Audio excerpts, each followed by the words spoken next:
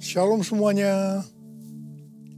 Menurut kalender Ibrani, dari tanggal 23 September 2025 sampai dengan 12 September 2026, kita memasuki tahun 5786 yang disebut PVAV.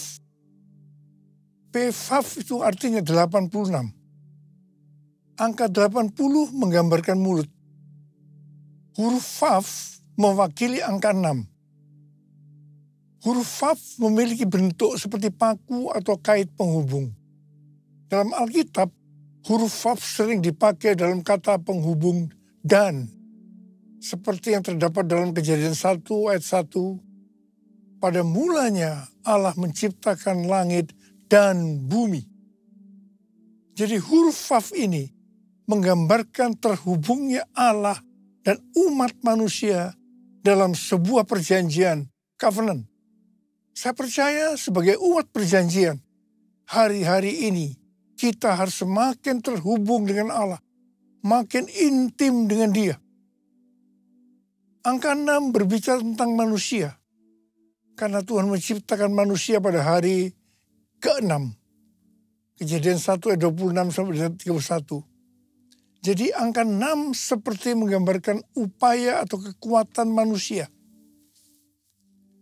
Saya percaya melalui pengertian tahun 5786 atau PVAV, Tuhan menuntun kita untuk sampai kepada penyelesaian amanat agung 2033. Saya akan mengingatkan bahwa goal kita menjadi orang percaya sesuai dengan Roma 8 ayat 29 adalah menjadi serupa dengan gambar Yesus. Artinya kita harus menjadi murid Tuhan Yesus. Sesuai dengan 1 Yohanes 2 ayat 6. Siapa yang mengatakan bahwa ia tinggal di dalam Dia, ia wajib hidup sama seperti Kristus telah hidup. Kalau kita hidup sama seperti Kristus telah hidup, maka kita akan menjadi serupa dengan gambarnya, yaitu murid Tuhan Yesus. Tugas utama kita sebagai murid Tuhan Yesus tanpa melihat profesi kita sesuai dengan Matius 28 ayat 19 dan 20 adalah menjadikan semua bangsa murid Tuhan Yesus yang artinya menyelesaikan amanat agung. Salah satu jawaban Tuhan Yesus ketika ditanya oleh murid-muridnya tentang tanda kedatangannya dan tanda akhir zaman terdapat dalam Matius 24 ayat 14 yang berkata, dan Injil kerajaan ini akan diberitakan di seluruh dunia menjadi kesaksian bagi semua bangsa. Sesudah itu barulah tiba kesudahannya. Dengan perkataan lain dikatakan bahwa kalau amanat agung sudah selesai, maka sesudah itu Tuhan Yesus datang. Kata sesudah itu artinya tidak ada yang tahu kapan. Bisa 1 hari, 1 minggu, 1 bulan, 1 tahun, atau beberapa tahun. Yang jelas tidak akan lama. Sebab Tuhan Yesus berkata, Aku datang segera. Jadi kalau Tuhan Yesus berbicara kepada banyak organisasi dan aliran kekristenan yang mereka yakin bahwa goal untuk menyelesaikan amanat agung tahun 2033, itu tidak berarti bahwa Tuhan Yesus pasti datang tahun 2033. Itu tidak alkitabiah. Tetapi kalau dikatakan tahun 2033 itu Tuhan Yesus bisa datang, itu alkitabiah. Sebab kedatangannya bisa sewaktu-waktu. Yang jelas Tuhan Yesus berpesan sangat kuat kepada kita. Waktu kedatangannya sudah sangat dekat. Kita harus makin sungguh-sungguh dengan Dia. Hosana, Hosana, datanglah Tuhan Yesus. Hosana, Hosana, ku merindukanmu.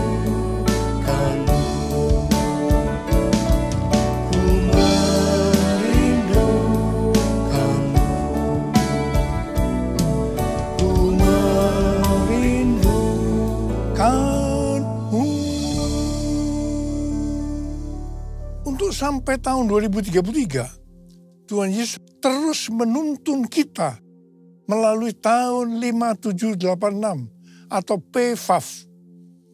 Tuhan berpesan kepada kita untuk yang pertama, perhatikan mulut. Angka 80 menggambarkan mulut. Memasuki PFAF atau 86, kembali Tuhan mengingatkan tentang mulut. Mulut harus dipakai untuk lebih banyak memperkatakan hal-hal surgawi ketimbang tentang hal-hal duniawi. Mulut kita harus dipakai untuk memuliakan Tuhan, menjauh dari segala kejahatan, dan saling membangun. Efesus 4 ayat 29 berkata, janganlah perkataan kotor keluar dari mulutmu, tetapi pakailah perkataan yang baik untuk membangun di mana perlu, supaya mereka yang mendengarnya beroleh anugerah. Tuhan Yesus berkata dalam Matius 12 ayat 36 dan 37. Aku berkata kepadamu, setiap kata gegabah yang diucapkan orang akan dipertanggungjawabkannya pada hari penghakiman. Sebab menurut ucapanmu engkau akan dibenarkan, dan menurut ucapanmu pula engkau akan dihukum. Saya ingatkan bahwa kita harus berhati-hati dengan mulut kita. Juga dengan apa yang kita ketik. Apakah itu hoax atau ujian kebencian, supaya jangan kita dihukum. Tuhan Yesus mengingatkan dalam Yohanes 8 ayat 43 dan 44. Supaya jangan berdusta. Iblis adalah pendusta. Dan bapa dari segala dusta. Jadi kalau kita sering berdusta, itu berarti bapak kita adalah iblis. Orang yang sering berkata bohong, dia akan terus berbohong untuk membuat ceritanya sepertinya benar dan masuk akal. Orang yang seperti ini akan berurusan dengan Tuhan. Hati-hati. Saya berdoa agar kita menanggalkan dusta. Supaya kita hidupnya berkenan kepada Tuhan. Hal ini juga sesuai dengan Mazmur 34 ayat 13 sampai dengan 15. Siapa di antaramu yang mencintai hidup dan mendambakan hari-hari penuh kebahagiaan? Jagalah lidahmu dari yang jahat dan bibirmu dari ucapan yang menipu. Jauhilah yang jahat dan lakukanlah yang baik. Carilah perdamaian dan raihlah dia. Ada kalanya Tuhan menghendaki agar kita berdiam diri. Berpuasa berbicara sebagai tindakan penguasaan diri. Ini juga adalah bagian dari strategi peperangan rohani. Ingat waktu bangsa Israel menghancurkan tembok Yerikho. Saya akan mengajak kita semua berjanji di hadapan Tuhan untuk memakai mulut kita untuk kemuliaan Tuhan.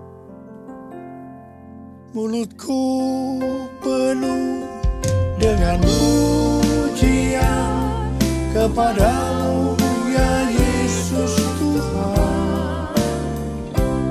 Sepanjang hari ku beri penghormatan kepadamu ya Allahku. Kepadamu ya Allahku.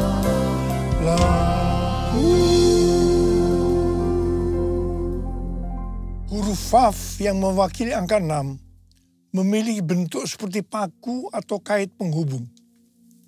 Huruf Vav ini menggambarkan terhubungnya Allah dengan umat manusia melalui Tuhan Yesus Kristus. Jadi supaya manusia terhubung dengan Allah, artinya manusia mendapatkan keselamatan, Tuhan Yesus harus mati dengan penderitaan yang luar biasa. Betapa baiknya Tuhan Yesus. 1 Korintus 6 ayat 19 dan 20 berkata, atau tidak tahukah kamu bahwa tubuh kamu semua adalah bait Roh Kudus yang tinggal di dalam kamu, roh yang kamu peroleh dari Allah, dan bahwa kamu bukan milik kamu sendiri, sebab kamu telah dibeli dan harganya telah lunas dibayar.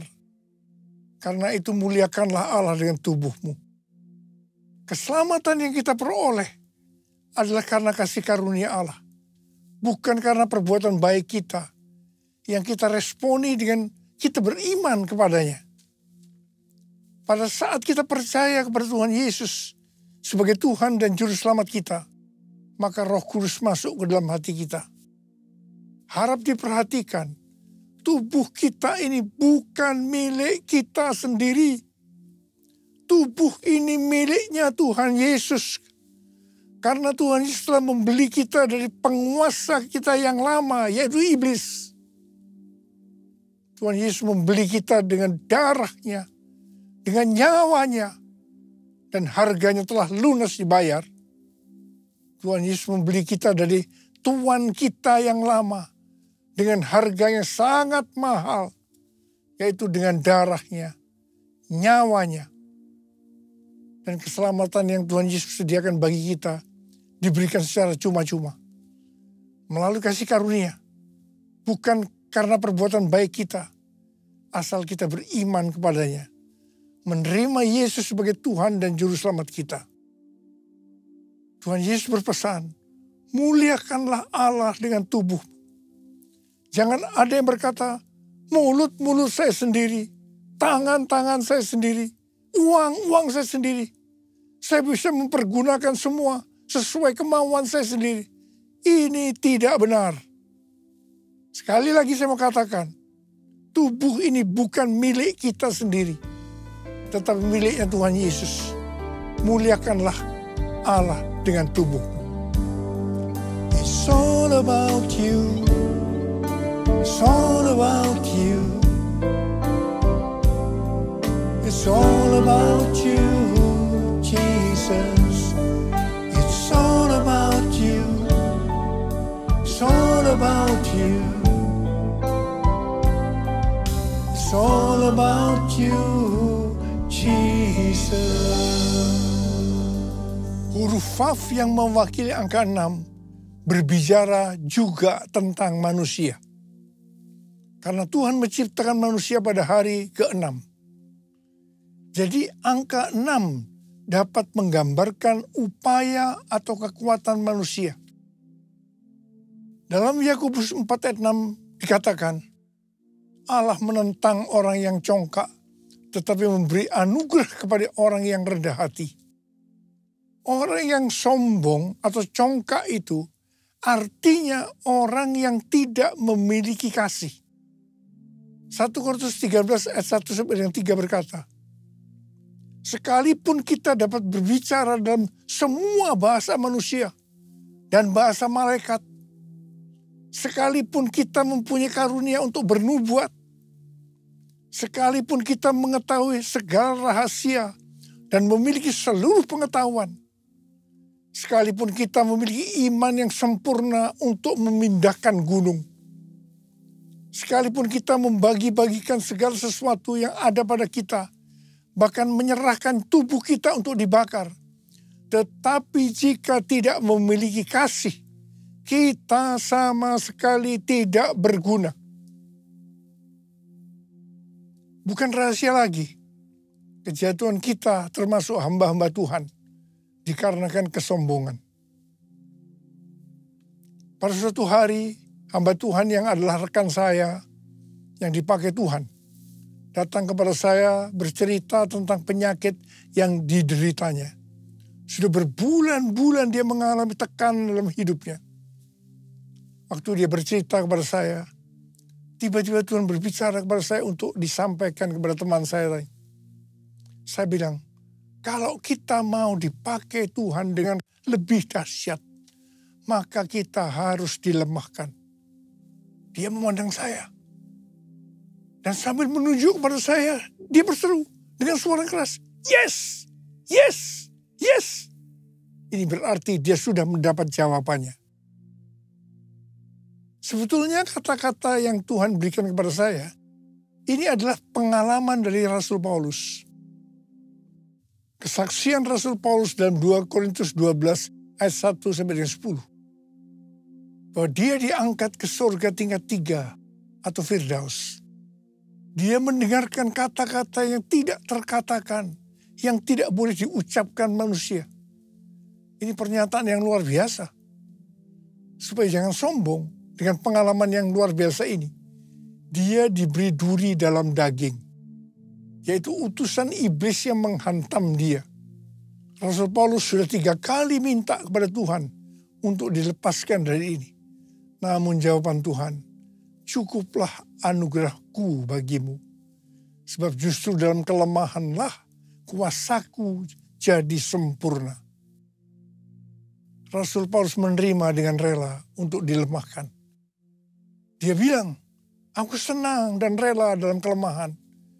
Di dalam siksaan, di dalam kesukaran, di dalam penganiayaan, dan kesengsaraan karena Kristus. Sebab jika aku lemah, maka aku kuat. Dari kesaksian Rasul Paulus ini jelas, penyebab utama dari hamba Tuhan tidak bisa dipakai oleh Tuhan lebih lagi adalah karena kesombongan. Kalau dia rela dilemahkan, Tuhan pakai lebih lagi. Tetapi jika tidak, semuanya selesai.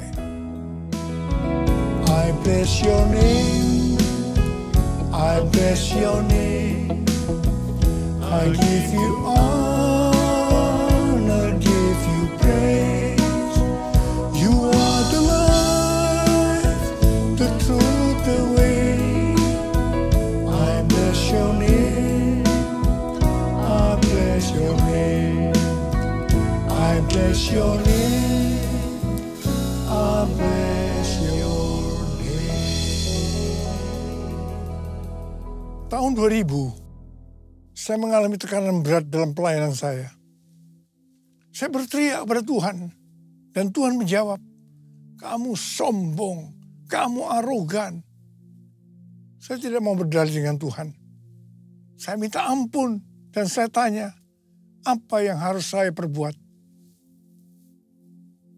Yang pertama, turunkan nama gereja yang kamu bangga-banggakan. Dan hal yang kedua, kamu minta maaf kepada gereja-gereja dan kepada hamba-hamba Tuhan lainnya. Saudara, untuk melakukan ini tidak mudah. Betul-betul harus punya niat untuk merendahkan diri. Waktu itu jumlah gereja kita sekitar 400. Dan tidak semua orang yang saya mintai maaf dengan rela memaafkan saya. Ada yang sinis, ada yang berkata, Niko punya taktik apa lagi ya? Dan saya melakukan ini selama beberapa tahun. Beberapa tahun dengan sungguh-sungguh. Saya benar-benar dilemahkan oleh Tuhan. Tapi setelah itu apa yang terjadi? Yang pertama, rekonsiliasi di antara gereja-gereja terjadi. Dan roh doa turun. Transformasi Indonesia terjadi. Haleluya. Setelah World Prayer Assembly di SICC tahun 2012, maka saya diproses oleh Tuhan. Ini di tengah-tengah healing movement ministry. Pelayanan kesembuhan. Mungkin dengan tidak sadar saya mulai sombong. Mencuri kemuliaan Tuhan. Memang pelayanan kesembuhan gampang membuat kita sombong. Karena dieluk-elukan, dipuji-puji orang. Tuhan turun tangan. Saya dilemahkan. Hampir 6 bulan, tiap hari perut saya sakit luar biasa. Kepala juga sakit. Saya sudah diperiksa oleh dokter, di kolonoskopi, di endoskopi, tetapi tidak ada penyakitnya. Tiap kali saya berkhotbah, menyanyikan pujian penyembahan, itu selalu ada di tengah-tengah kesakitan. Dan saya selalu berkata, kapan ya selesainya tugas saya ini? Jadi tidak ada kesempatan untuk saya menjadi sombong. Malah kalau boleh menawar, saya mau istirahat dulu dari pelayanan ini. Tapi tidak bisa. Karena Tuhan terus menyuruh saya terus melayani. Setelah 6 bulan saya diproses seperti itu. Pada tahun 2013 saya disuruh Tuhan untuk mendeklarasikan Pentakosta ketiga. Haleluya. Saya percaya kalau saya tidak dilemahkan, pasti pelayanan saya tidak mencapai 13 tahun dengan 318 kali pelayanan yang kebanyakan di lapangan-lapangan. Terima kasih Tuhan. Tuhan Yesus baik. Pada tahun-tahun terakhir ini, pelayanan saya banyak untuk global. Seperti yang Tuhan katakan, gerakan Pentakosta ketiga ini dimulai dari timur ke barat dan kembali ke Yerusalem. Barat yang dimaksudkan ini adalah Amerika. Dari Amerika terus bergerak ke seluruh dunia. Tahun 2017, saya diperkenankan oleh Tuhan untuk berdoa di tempat doa yang namanya Capitol Hill di Washington DC. Ini seperti gedung DPR, MPR-nya di Indonesia. Capitol Hill ini tempat yang unik. Karena setiap kali Presiden Amerika yang terpilih pada saat pelantikannya, tempatnya di balkon di Capitol Building. Untuk menuju balkon itu harus melewati tempat doa Capitol Hill ini. Dengan dipimpin oleh istri senator senior, kami 8 orang diperkenankan berdoa. Pada saat berdoa, Ibu Christina Fargnimela mendapat penglihatan. Dia melihat ada kapal pesiar yang besar. Dan dia melihat di pantai ada saya pakai dasi kupu. Tetapi yang menarik, Ibu Christina melihat saya sangat kecil. Jadi kalau saya mengarahkan tangan saya ke kapal itu untuk ke kanan, maka kapal itu akan ke kanan. Kalau saya mengarahkan untuk ke kiri, maka kapal itu ke kiri. Tuhan memberi pengertian bahwa kapal itu berbicara tentang Amerika. Saya diberi tugas untuk mengarahkan Amerika untuk kebangunan rohani. Saya diperkenankan mengarahkan arah kapal itu selama saya kecil. Dengan berjalannya waktu, saya tidak sadar Niko yang kecil tadi berubah menjadi besar. Saya tidak sadar karena diberi pengertian kalau saya terkenal besar, orang akan lebih mudah menerima arahan saya. Sebagai informasi, saya diberi penghargaan dalam tanda petik lewat Amerika, jumlahnya 11 macam penghargaan.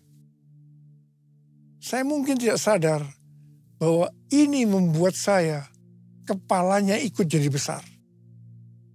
Penghargaannya tidak salah. Yang salah adalah saya dalam merespon penghargaan itu. Akhirnya Tuhan turun tangan. Saya harus dilemahkan supaya menjadi kecil. Ini prosesnya. Hari Jumat tanggal 22 Agustus 2025, Ketua Umum dan Ketua 1 Church of God datang ke Sentul menemui saya, yang salah satunya mengingatkan saya harus hadir tanggal 23 September 2025 di Amerika untuk peresmian Church of God Niko Nyoto Raharjo Global Prayer Center. Saat itu kondisi saya sudah kurang baik. Hari Sabtu tanggal 23 Agustus 2025, saya lemas dan jatuh disebabkan karena NaCl atau garam natrium saya rendah. Saya masuk rumah sakit, tetapi puji Tuhan, karena kemurahan Tuhan, saya tidak mengalami cedera. Tindakan saya yang pertama, saya datang kepada Tuhan. Minta ampun. Dan kemudian saya minta, mohon tuntunan Tuhan. Dan ini tuntunan Tuhan pada saya waktu itu. Yang pertama, saya disuruh membatalkan ke Amerika. Yang kedua, saya disuruh menurunkan nama Niko Nyoto Raharjo di Global Prayer Center Church of God. Karena itu akan mencuri kemuliaan Tuhan. Dan yang ketiga, saya juga disuruh membatalkan pelayanan-pelayanan besar lainnya. Saya bilang sama Tuhan, Bapak, saya akan taat. Ampuni hamba-Mu ini yang tidak peka. Biar hamba-Mu kembali jadi kecil. Dan Engkau yang bertambah besar. Dan Engkau izinkan hamba-Mu ini sampai tahun 2033. Bapak, kami bersama-sama mau angkat tangan di hadapan-Mu. Yang pertama-tama ampuni hamba-Mu, Abah. Ampuni hamba-Mu. Ampuni kami semua. Tuhan, terima kasih. Terima kasih. Terima kasih. Izinkan kami semua, Tuhan, untuk bisa menyelesaikan amanat agung sampai tahun 2033. Bapa, berkat-Mu turun ke atas kami semua. Ya Tuhan. Ya Bapa, ya Bapa, ya Bapa. Yesus, ku sembahkan, sujud di hadapan-Mu, keinginan dalam hidupku hanya untuk menyembah-Mu. Yesus, ku sembahkan, sujud di hadapan-Mu, keinginan dalam hidupku hanya untuk menyembah-Mu, hanya untuk menyembah-Mu.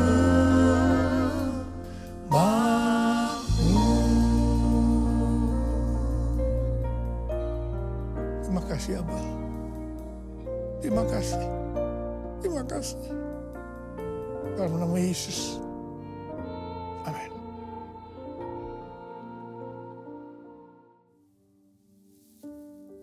Kita akan masuk dalam perjamuan kudus. Kita akan mengingat ayat ini. Sebab setiap kali kamu makan roti ini dan minum cawan ini, kamu memberitakan kematian Tuhan sampai Ia datang. Perjamuan kudus adalah perjamuan Tuhan Yesus sendiri. Setiap kali kita masuk dalam perjamuan kudus, Tuhan Yesus selalu berkata, biarlah ini menjadi peringatan akan aku. Karena itu mari, arahkan hati kita kepada kebaikan Tuhan. Kita akan mengingat kebaikan Tuhan. Supaya kita lebih mengasihi Tuhan Yesus. Supaya kita lebih mengasihi satu dengan yang lain. Mari tundukkan kepala. Tuhan, siapakah kami ini sebelum kami mengenal Engkau? Kami semua orang berdosa. Upah dosa adalah maut, mati. Tapi Engkau yang tidak berdosa telah dijadikan dosa oleh karena kami. Engkau harus turun dari sorga mulia. Mati ganti kami dengan penderitaan yang luar biasa. Sungguh kalau kau pikirkan betapa baiknya Engkau ya Abah. Itu Engkau ya Abah. Kau jadikan kami sebagai anak-anak-Mu. Kau tuntun, kau bela, kau tegur kalau kami salah. Kau ampuni kami ya Tuhan. Terima kasih buat semuanya. Terima kasih, terima kasih. Tuhan akan memberkati kita melalui perjamuan kudus. Tapi Tuhan mau kita makan dan minum dengan cara yang benar. Karena itu kita harus introspeksi. Mari lihat sekali lagi. Kita akan lihat keadaan diri kita masing-masing. Kalau ada dosa yang Tuhan ingat, kita langsung datang. Minta ampun. Minta ampun. Supaya diberkati oleh Tuhan. Ampuni kami Tuhan. Ampuni. Makasih Abah. Kami akan masuk dalam perjamuan kudus dengan hati yang penuh ucapan syukur. Dalam nama Yesus kami berdoa. Amin. Mari. Angkat roti di tangan kanan kita tinggi-tinggi. Sebab apa yang telah kuteruskan kepadamu telah aku terima dari Tuhan. Yaitu bahwa Tuhan Yesus pada malam waktu ia diserahkan mengambil roti. Dan sesudah itu ia mengucap syukur atasnya. Ia memecah-mecahkannya dan berkata, inilah tubuhku yang diserahkan bagi kamu. Perbuatlah ini menjadi peringatan akan aku. Saudara kasih Tuhan, bukankah roti yang kita pecah-pecahkan ini adalah persekutuan kita dengan tubuh Kristus? Mari kita makan dalam nama Yesus.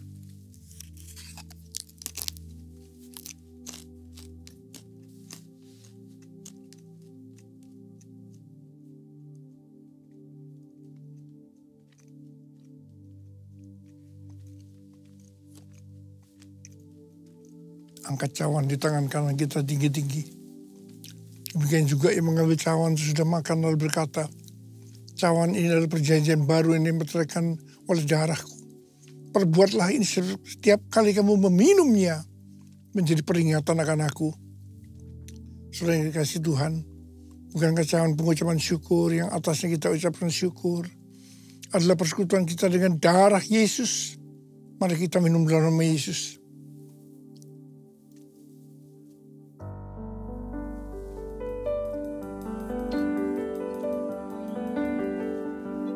Ucapan syukur dan terima kasih dengan suara. Jangan diam. Tuhan terima kasih ya Tuhan. Tuhan terima kasih ya Tuhan. Terima kasih ya Tuhan. Terima kasih. Urialala makana mayarala wala wala wala. Urialala bara bara bara bara bara bara bara bara bara. Yesus. Yesus, Yesus, Yesus, Yesus, Yesus, Yesus, Yesus. Oh, rabala bala bala bala bala bala bala bala bala. Maria bala bala bala bala bala. Terima kasih Yesusku, terima kasih Yesusku. Puji syukur hanya bagi Tuhanku.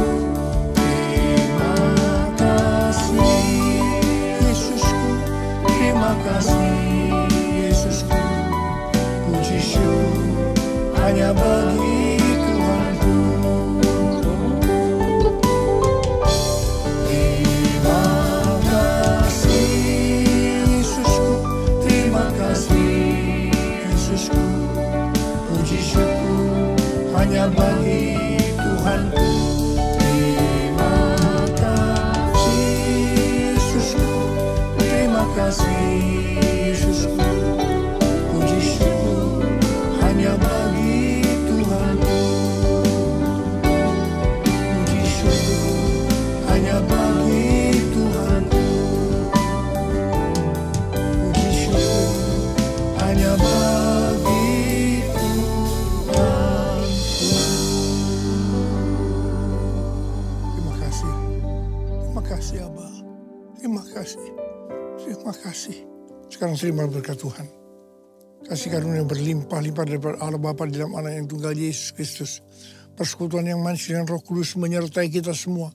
Mulai hari ini sampai Tuhan Yesus datang menjemput kita di awan-awan. Dan bahkan sampai selama-lamanya. Yang percaya bersama-sama katakan, amin.